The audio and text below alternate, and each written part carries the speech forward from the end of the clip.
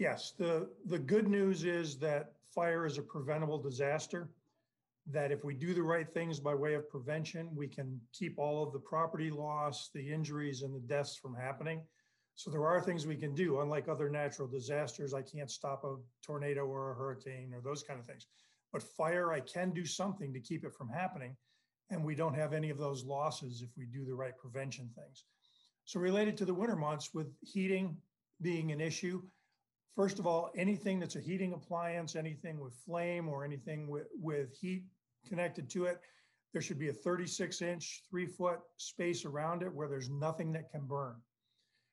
Also related to heating, we need to make sure that we maintain the equipment, that we use proper fuels, that there is a well-maintained heating system used correctly in order to prevent the fire.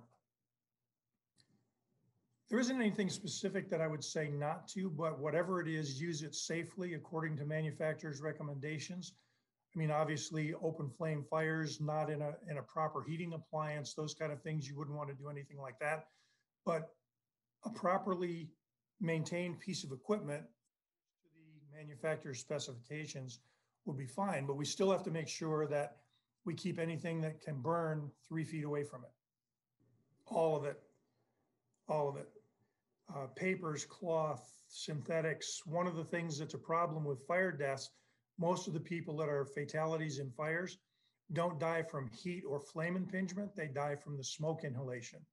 Because when the fire burns in our residences nowadays, almost everything there is a synthetic product. So those synthetic products, when they burn, give off toxic gases, and the people die from the smoke inhalation and the toxicity of the gases.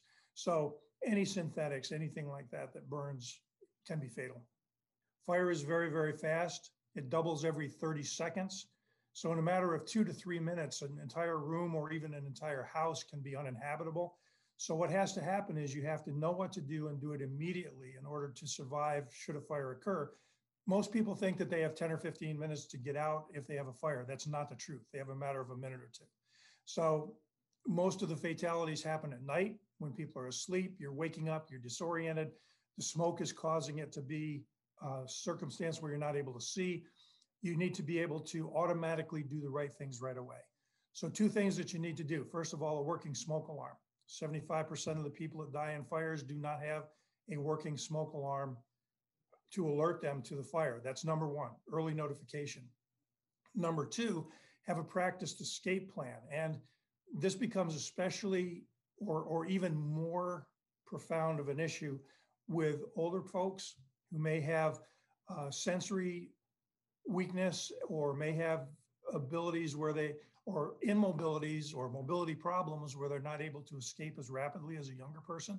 So they need to make provision for that and be able to get out. So a practiced escape plan, knowing 2 ways out of every room, and practice it so that you can do that immediately in order to beat the rate of the fire development. Fire extinguishers can be a good tool if you know how to use it, you have the proper extinguisher, and you have a very, very, very small fire. The reality is we teach most folks, or most people, we try to communicate the message that a fire extinguisher is a defensive tool. If you absolutely have to use it to provide a way of escape, use a fire extinguisher to clear a path for you to get out of the residence. But the average citizen is not a firefighter. So they shouldn't get in a position where they believe they can fight the fire, because in most cases they can't. It's developing too fast.